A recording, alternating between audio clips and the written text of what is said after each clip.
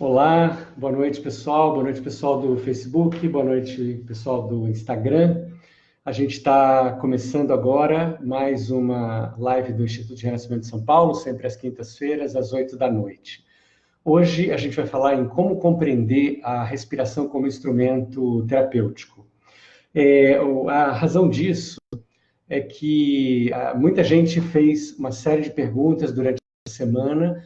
E se você quiser fazer a sua pergunta também, você pode deixar ela aqui, ou aqui no Facebook, ou aqui no Instagram, e a gente ou responde durante, ou vai responder mais no final. Se você tiver também sugestões para a live da semana que vem, ou para outras, a gente aceita também. E a gente já tem uma ideia para a live da semana que vem, que é alguma coisa que eu gostaria de compartilhar com vocês. Já adianto que é sobre espaço, tempo, memória, como a gente organiza isso dentro da gente, como a gente se relaciona com essas coisas, memórias factuais, memórias emocionais, e aqui e agora, né? Mas você pode deixar aqui também o seu comentário e a sua sugestão. Bom, é muito fácil a gente compreender a respiração como um instrumento terapêutico, desde que a gente já tenha participado disso, mas antes da gente participar disso, a gente não tem muita noção, tá?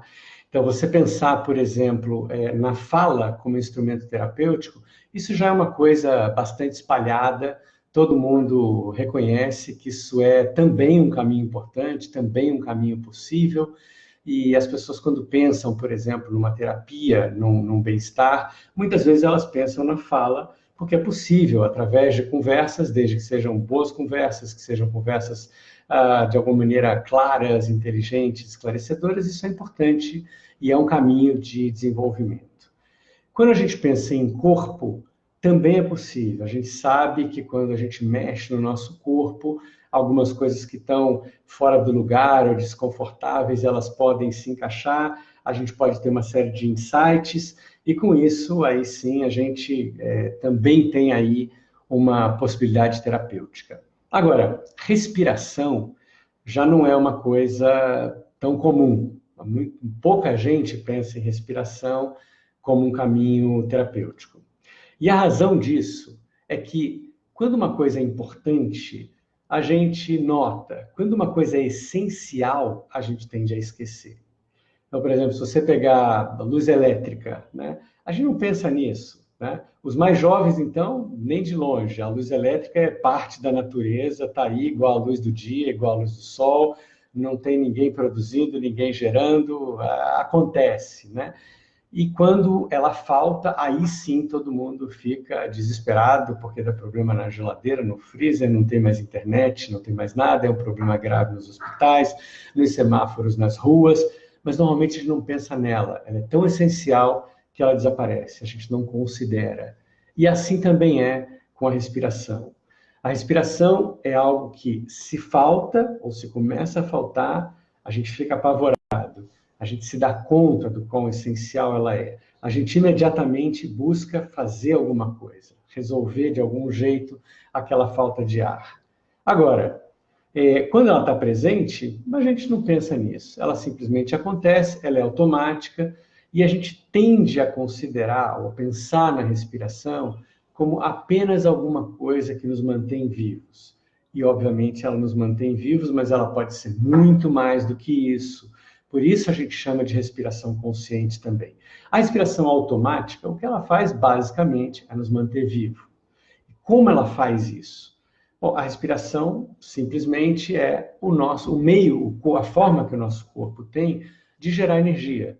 O ar que a gente inala, junto com o alimento que a gente ingere, isso dá uma reação química nas células, a gente gera calor e gera energia. É isso que faz a gente poder se mexer. É isso que faz a gente ter tantos impulsos nervosos do cérebro para todo o corpo. É isso que faz a gente, uma vez que a gente se machuque, se corte, se quebre, se reconstituir. É isso que faz a gente constantemente digerir aquilo que a gente come e também criar novas moléculas o tempo todo. Então, na verdade, a respiração é alguma coisa essencial o tempo todo, é um funcionamento essencial para a gente o tempo todo, né? É isso que faz a gente ficar vivo, é isso que faz a gente funcionar, é isso que faz a gente estar bem, né? Então, essa é uma razão. Agora, isso é o lado, vamos dizer assim, de manter a vida. Agora, e o outro lado, né? Porque você também pode considerar que existe o lado de manter, por exemplo, você com a fala, usar a fala apenas para manter a vida. Então você vai atrás de comida, vai atrás de se agasalhar, vai atrás de coisas assim necessárias só, né? E também o corpo, você vai trabalhar, você se mexe só para manter o necessário. Mas até então, nenhuma dessas duas coisas é usada como instrumento terapêutico, né? Então, tudo isso pode ser usado só como manutenção básica da vida, e tudo isso pode ser usado como um grande desenvolvimento pessoal também. No caso da fala, isso é bastante conhecido, como eu já disse. No caso do corpo, menos, mas também bastante conhecido. E no caso da respiração, muito pouco. Pouca gente utiliza isso. Aí, se você olhar para detalhes da respiração, então, por exemplo, você leva um susto, o que acontece? Você prende a respiração. Então, isso é alguma coisa que fica ali naquele momento, de alguma maneira, presa em você, né? Você está caminhando e tropeça, você prende a respiração, você bate alguma coisa, você prende a respiração. Você escuta alguma coisa que você não gosta, que te deixa chateado, você prende a respiração, né? Então, tudo isso, a respiração responde o tempo inteiro àquilo que a gente está vivendo. Da mesma forma, quando você abraça uma pessoa muito querida, você solta a respiração. Quando você chega num lugar bonito, numa praia, você solta a respiração, né? Então, se você puder aprender a soltar a respiração deliberadamente, todas as vezes que você a perceber contraída, não é que você não vá mais se assustar ou não ter susto, nada disso. Não, isso vai continuar acontecendo até o último dos nossos dias. Mas você solta muito mais rapidamente e muito mais facilmente. E quando você solta, você não está soltando só o seu corpo. Você está soltando também aquilo a que de alguma maneira você ficou preso. Pode ser alguma coisa que você pensou, uma coisa que assusta, vou perder meu emprego, alguma coisa assim, por exemplo. Ou a pessoa que eu amo vai embora, enfim, o que for. Isso pode ser isso contrai a respiração. Quando a gente aprende conscientemente a soltar, quando a gente aprende a estar consciente da respiração, não o tempo todo, de novo, mas todas as vezes que ela aprende, aí a gente está livre. Aí aquele conteúdo mental não fica mais aqui por muito tempo. Aí aquela contração corporal não fica mais aqui por muito tempo. Por quê? Porque a gente soltou a respiração. Então, essas três coisas funcionam juntas. O nosso corpo, a nossa mente e a nossa respiração. Quando um deles contrai, os outros dois também contraem. Claro que você pode soltar isso através da palavra, da fala, da mente, e você pode soltar essa contração também através do corpo, de exercícios, ou de uma massagem, ou de alguma outra coisa. Mas é mais fácil, é mais à nossa mão, é mais no nosso poder, é mais constante possível, disponível para a gente o tempo todo, mexer com a nossa respiração. Porque o tempo inteiro a gente pode respirar fundo e relaxar. Sempre, em qualquer situação. E nem sempre a gente consegue ter um abraço de uma pessoa querida, ou realmente soltar o nosso corpo, ou então chegar a alguma coisa aqui que de fato solte. Normalmente, quando a gente começa a pensar mais, a gente complica mais, a coisa vai ficando mais difícil. E se a gente conseguir, nessa hora, desviar nossa atenção para a nossa respiração, e tomar uma respiração profunda, tudo já se acalma, tudo muda de figura, tudo muda de cara. Então, dessa forma, como a respiração pode ser um instrumento terapêutico. Agora, eu gostaria de ir um pouco além disso, e na verdade ir um pouco além até do título dessa live de hoje, que é a respiração como ferramenta terapêutica, e dizer que além do terapêutico, existe o que a gente poderia chamar de expansivo, ou de meditativo, ou de prazer, né? O que acontece é que quando a gente vai experimentando mais espaço de respiração, nosso corpo vai soltando, não só para o normal, mas para o além do normal.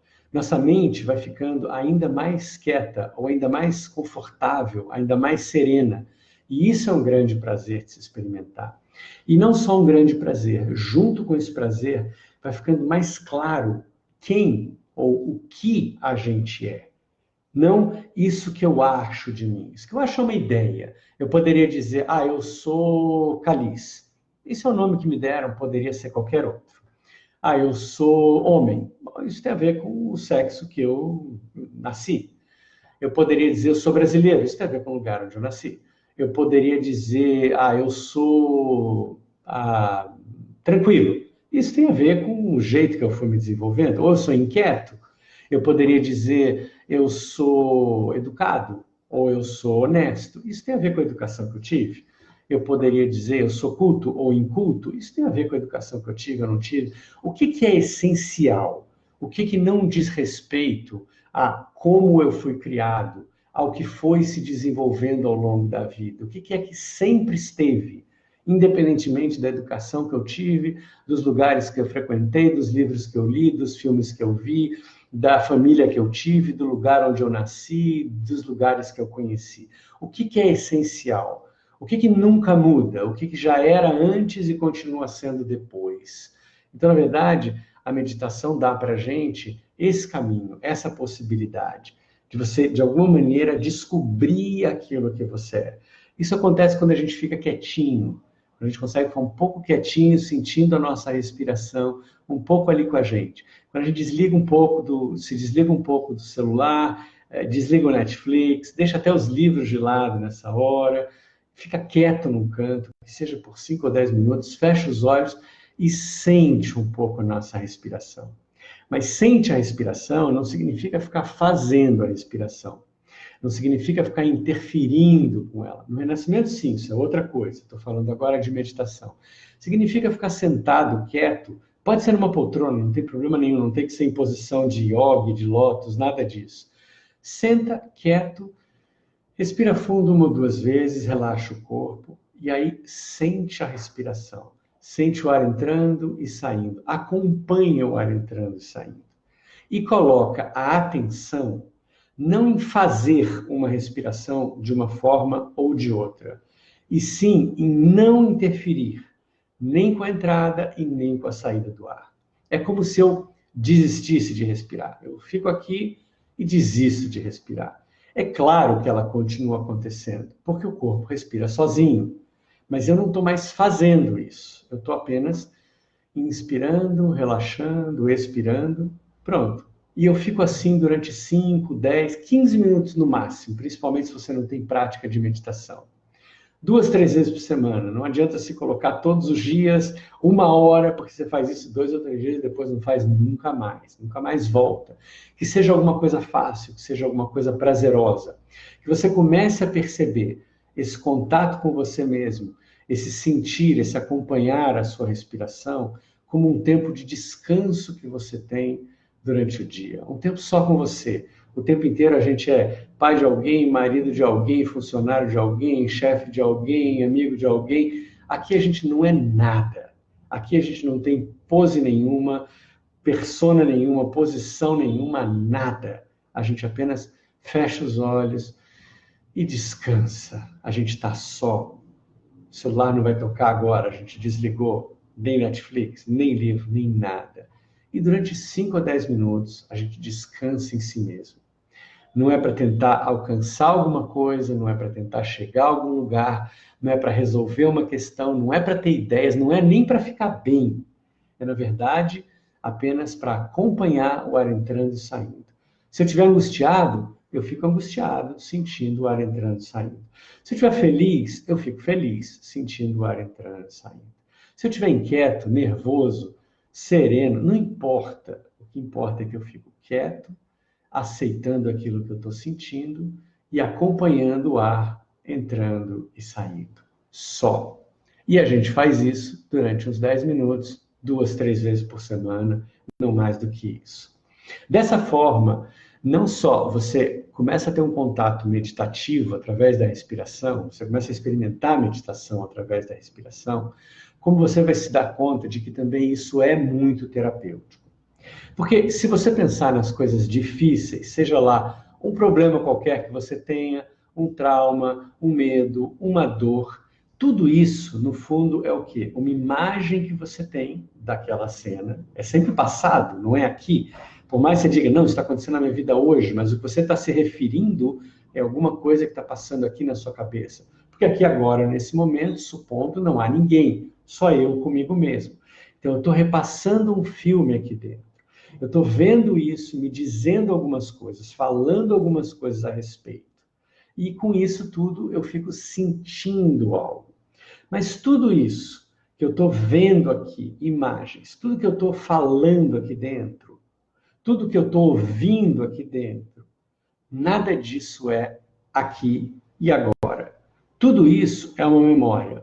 Só que como eu trago isso e fico alimentando isso e aumentando isso, e com isso eu fico sentindo alguma coisa e a sensação é real, é bem aqui, é bem agora, eu tenho a impressão de que isso é real.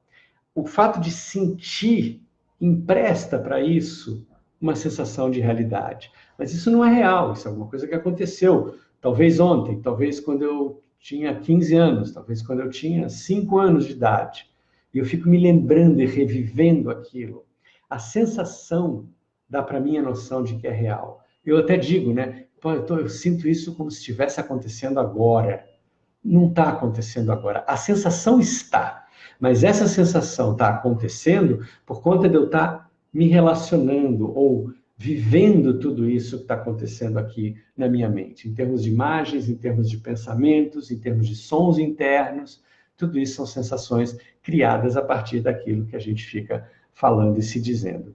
E quando a gente vai acompanhando a respiração mais e mais, a respiração está sempre bem aqui e bem agora. Então, sem nenhum esforço, sem deliberadamente ir nessa direção, a gente fica muito mais no aqui e no agora. E quando a gente fica no aqui e no agora, é muito clara a sensação de que nada disso é real. Nada disso que aquele trauma, aquele medo, aquela dificuldade não é real. Claro, se eu começo a sentir, aí se torna real. Não é que aquilo se torna real, é que essa sensação aqui é real. Mas na hora que eu estou bem aqui e bem agora, e a respiração vai fazendo cada vez mais isso, mais no aqui e agora eu fico, mais no real eu fico, mais em paz eu fico. A gente continua, às vezes, se lembrando ainda de coisas desagradáveis e sofrendo um pouquinho com isso, mas cada vez menos. Não é mais ficar um dia inteiro. Bom, a gente fica a vida inteira. Não é mais de ficar um mês inteiro, nem um dia inteiro, às vezes nem horas. Às vezes eu vejo aquilo, contrai um pouco, mas naturalmente, automaticamente, a gente já aprendeu, a respiração solta e a gente já não fica mais preso naquilo. E se ficar, ficou, não tem problema, a gente continua praticando, porque a tendência é que, com o tempo, cada vez menos a gente fique menos preso. Cada vez mais a gente fique menos preso a essas coisas. Por quê? Não é porque a gente se tornou especial, é porque elas não são reais, elas não são o aqui e agora. E quando a gente está na respiração, a gente está no aqui e agora. Quando a gente está em contato com a nossa respiração, a gente está no aqui e agora. O que é essa pessoa bem na minha frente, esses sons que estão acontecendo aqui agora, essa sensação de estar sentado aqui, tudo isso é bem aqui e agora. O resto é memória. E, num certo sentido, é pura fantasia. Memória e fantasia são coisas muito parecidas umas com as outras. Não vamos entrar nisso agora, talvez na semana que vem, para não ficar muito, muito longo isso aqui. Mas acho que já deu para você ter uma ideia.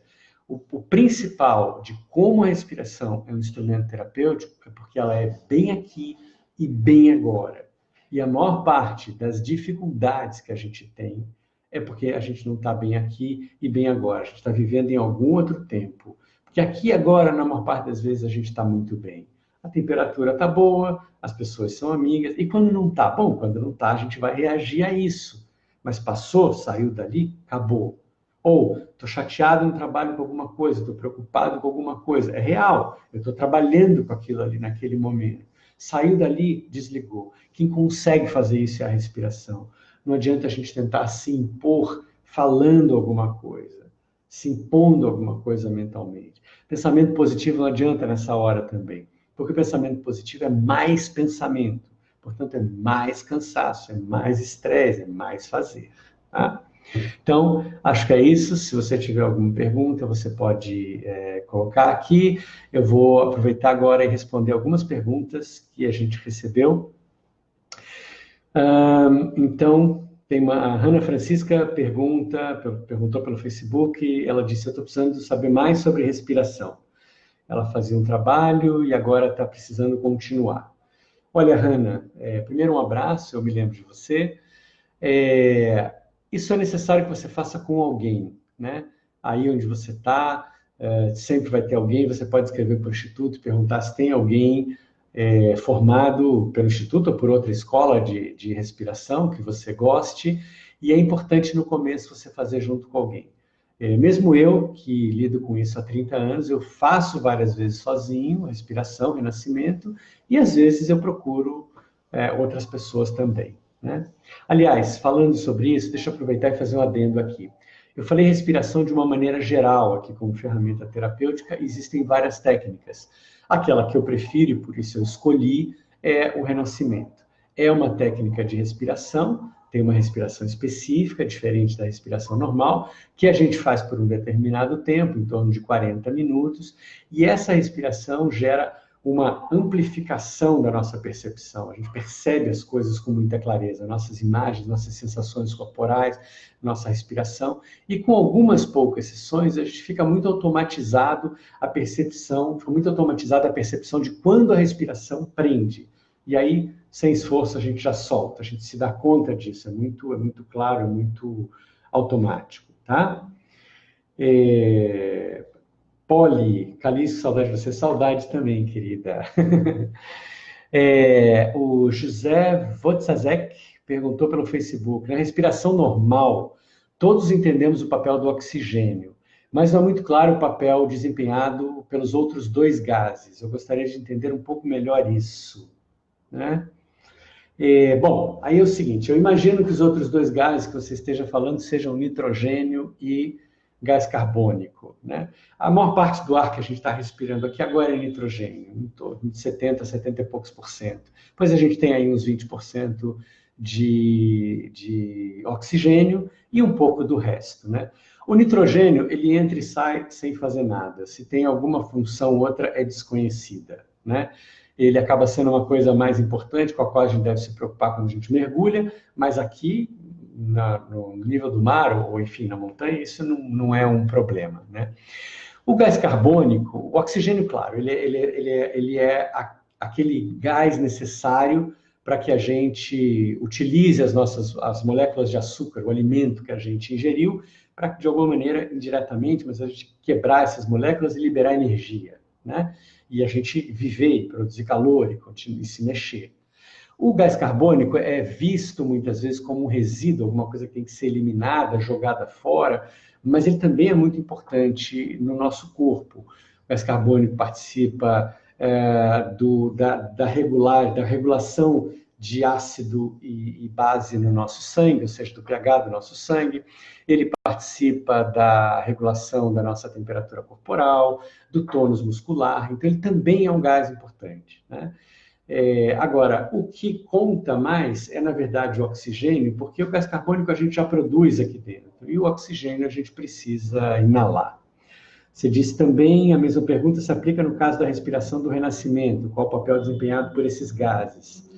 Bom, aí tem bastante coisa, isso é um vasto caminho, mas só te dizendo que no renascimento a gente respira grande, não é nada desconfortável, a ideia é que a respiração inteira seja prazerosa, não só o resultado, que quase sempre é, quando não é apenas neutro, né, não é desagradável, mas ele é importante, a gente está respirando mais, a gente está dando mais ar para o nosso corpo, né? Mais ar significa, de alguma forma, mais energia, mais vitalidade. A gente sente, de fato, isso. Durante a sessão de renascimento, a gente se percebe muito vivo, muito presente, muito feliz com a gente mesmo, muito vital, né? Muito cheio de coragem, de vitalidade, de energia. E o gás carbônico, ele depende. Se você forçar a expiração, que não é o que a gente faz no Instituto, mas é o que muitas linhas de renascimento fazem, se você forçar a saída do ar, aí você está forçando muito gás carbônico para fora. E aí você vai experimentar uma série de contrações musculares, algumas desconfortáveis. Isso não é o que a gente faz, a gente não ensina ninguém dessa maneira, a gente não trabalha dessa maneira. Tá? Tem uma outra pergunta que é se a respiração ajuda na digestão. Ajuda. Ajuda porque o diafragma é um músculo que está aqui logo abaixo dos pulmões, e quando ele contrai, né, puxando o ar para dentro dos pulmões, ele empurra as vísceras para fora, de alguma maneira a respiração também ajuda a massagear as vísceras. É claro que o que faz, de fato, a respiração acontecer é aquele movimento que as próprias vísceras, os intestinos, por exemplo, o estômago tem, de ir massageando, apertando e empurrando a comida e depois o bolo alimentar para frente. Mas a respiração também ajuda, também participa disso. E uma outra pergunta gostaria de algumas dicas de como aplicar a técnica do renascimento. Bom, Alex Macena, eu não sei, Alex, se você está perguntando se você é um terapeuta de renascimento, um renascedor, e gostaria de saber mais detalhes sobre como aplicar isso, ou se você gostaria de fazer em você, se você não tem conhecimento de renascimento e gostaria de aprender. Bom, se for o primeiro caso, você precisa procurar a nossa escola ou outra e continuar desenvolvendo e aprendendo mais detalhes técnicos sobre isso, né? Se você quer, para você, é importante que você pelo menos comece com um renascedor, para que aos poucos você vá aprendendo a fazer isso sozinho. E a nossa ideia é, pelo menos no Instituto, que todo mundo passe a respirar sozinho e ficar independente nisso. Quando você faz, por exemplo, a respiração nas montanhas, os 9 dias de renascimento, todo mundo sai de lá sabendo fazer a respiração sozinho e faz isso, quase todo mundo, para o resto da vida, né? Porque é muito prazeroso, é muito rico, é muito expansivo, enfim, né? Roberto Cardoso, querido Roberto Cardoso, autor do livro Medicina e Meditação, um grande amigo, grande profissional, médico, também dá cursos de respiração, de meditação. Recomendo que você conheça o trabalho dele e faça um trabalho com ele também. Roberto pergunta o seguinte: algumas pessoas me dizem que ao liberar a respiração, logo dormem. Isso é interessante, né? O que acontece é que muita gente associa relaxamento com sono. Então, quando começa a respirar renascimento e começa a experimentar uma sensação muito prazerosa de relaxamento, tendem a dormir. Por isso que é importante, entre outras coisas, ter alguém acompanhando um renascedor, por exemplo, no início, que saiba que isso está começando a acontecer e ajude a pessoa a se manter consciente. Porque a gente quer sim que você viva esse grande relaxamento, esse grande bem-estar, mas que você viva isso de uma maneira consciente e não no sono. No sono a gente já faz todas as noites, para isso eu não precisaria nem mesmo de uma respiração diferente. Então, quando a pergunta é como orientar isso? Então a pergunta é a seguinte, a indicação é a seguinte: quando você notar que você começou a apagar, começou de alguma maneira a ficar sonolento, dormir, que você faça a sua inspiração mais rápida e um pouco mais de ar também, um pouco mais ampla. Então, isso é até um pouco intuitivo. Já viu quando alguém está um pouco cansado e começa a apagar um pouco, ou vai desmaiar, e a gente dá um tapinha nas costas e diz: respira, respira, respira. Porque se ela respirar, trazer um pouco mais de ar e um pouco mais rápido, ela fica mais presente. Se a gente faz, às vezes, numa aula difícil, chata, a gente toma uma respiração maior, ou o próprio bocejo. O que o corpo está fazendo ali é trazendo mais ar para que a gente fique mais tempo acordado, para que a gente dê conta daquilo ali, né? Então, inspiração mais ampla e mais rápida também. Vê, eu estou falando de inspiração. A expiração, pelo menos no renascimento, com a expiração a gente não interfere, tá? Também, Roberto, se eu aconselho a modular a respiração durante o recebimento de uma massagem, por exemplo, num shiatsu, ou é melhor liberar a respiração? Eu acho, Roberto, que é as duas coisas, na verdade, sabe? Porque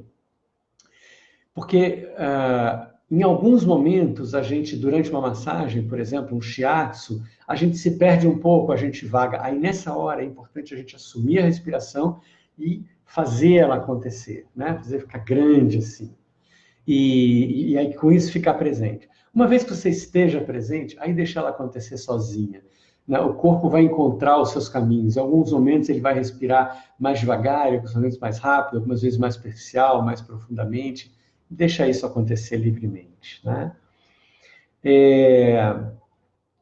Aí tem aqui a Priscila perguntando, quando se entra em apneias, muitas vezes durante a sessão, mas está em processo, o que você recomenda? Bom, aí é o seguinte, né, no renascimento, existe um momento inicial, talvez os primeiros 10, 15, 20 minutos, mas isso pode ser de 1 ou 2, dependendo da pessoa. Isso é uma coisa que a gente chama de ciclo do renascimento. Quando é no início da sessão, resumindo e simplificando, aí eu interfiro, eu não deixo essa apneia acontecer. Eu peço para que a pessoa continue presente, respirando grande, porque a gente está numa fase que a gente chama de ativação.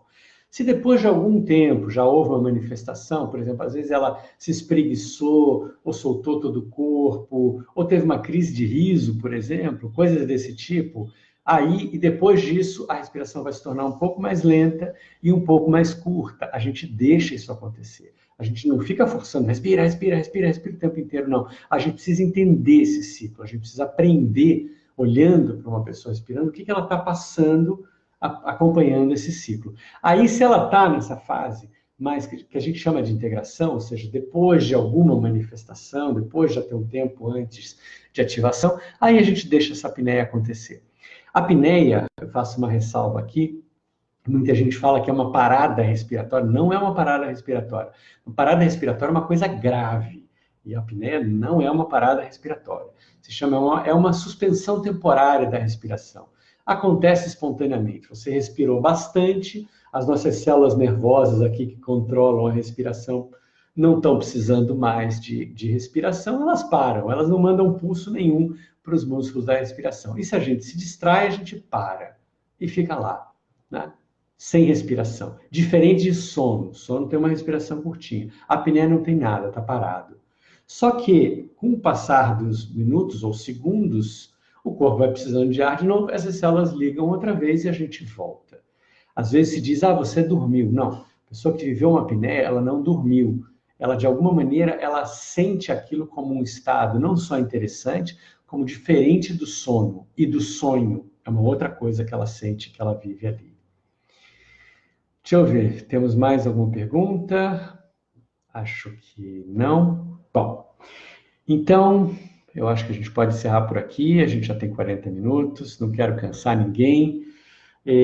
Agradeço muito a presença de vocês. Se vocês tiverem alguma outra pergunta, podem deixar para a gente, ou mandar no e-mail contato@renascimento.com.br, que a gente responde ou agora ou ao longo da semana, tá? Então, na live da quinta-feira, para quem não estava aí, eu vou falar um pouco sobre memória, sobre como a gente guarda essas coisas aqui dentro, memória factual, memória emocional, como a gente organiza aqui dentro tempo e espaço, e de novo, sempre a gente vai voltar para o aqui e agora, tá bom?